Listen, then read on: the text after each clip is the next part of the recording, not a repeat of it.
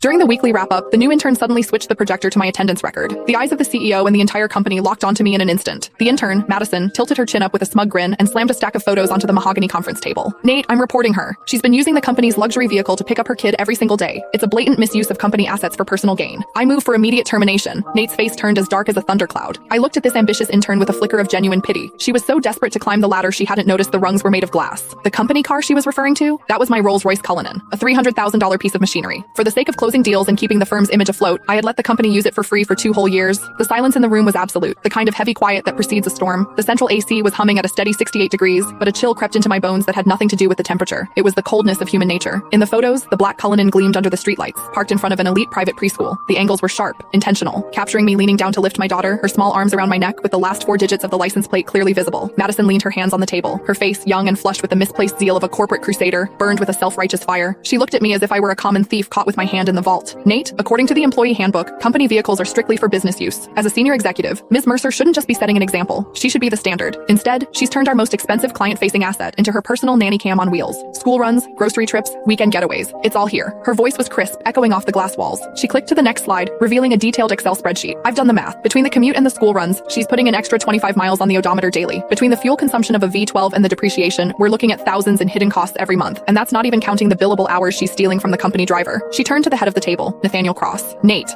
was my college classmate. He was the founder of this firm. In the early days, when he couldn't even cover payroll, I was the one who dipped into my savings to keep the lights on. Later, when we needed to project an image of success to land the big fish, my 5-year-old BMW didn't cut it. Without a second thought, I brought in the Cullinan I'd bought myself as a 35th birthday present, a car I'd owned for less than a month. I told him back then, take it, use it. We need the clients to see we're already in their league. That temporary favor had lasted 2 years. I paid for the gas. I paid the insurance premiums. I covered the maintenance. Sometimes when the driver was overwhelmed, I even drove to JFK myself to pick up VIPs. Everyone in this building knew that car was mine, or at least they should have. But looking at Nate now, there was no defense in his eyes. His brow was furrowed, his fingers drumming rhythmically on the table, a nervous habit he had whenever he was weighing his own interests against someone else's. Diana, Nate finally spoke. His voice was low, coated in a professional coldness that felt like a slap. The evidence Madison provided, is it true? I stared at him, my heart skipping a beat. Is it true? 2 years ago, when he begged me for the car to save face, he said, Diana, I'm so sorry to ask this of you. As soon as we're in the black, I'll buy you a brand new one. 1 year ago, when the cash flow dried up, I used that car as collateral for a bridge loan so he could pay his staff. He told me then, Diana, this car is the company's lifeline. It's your badge of honor. And now, he was asking me if it was true. I scanned the room. George, the sales manager, had used that very car last week to pick up his mother-in-law from the hospital, bragging on Instagram about company perks.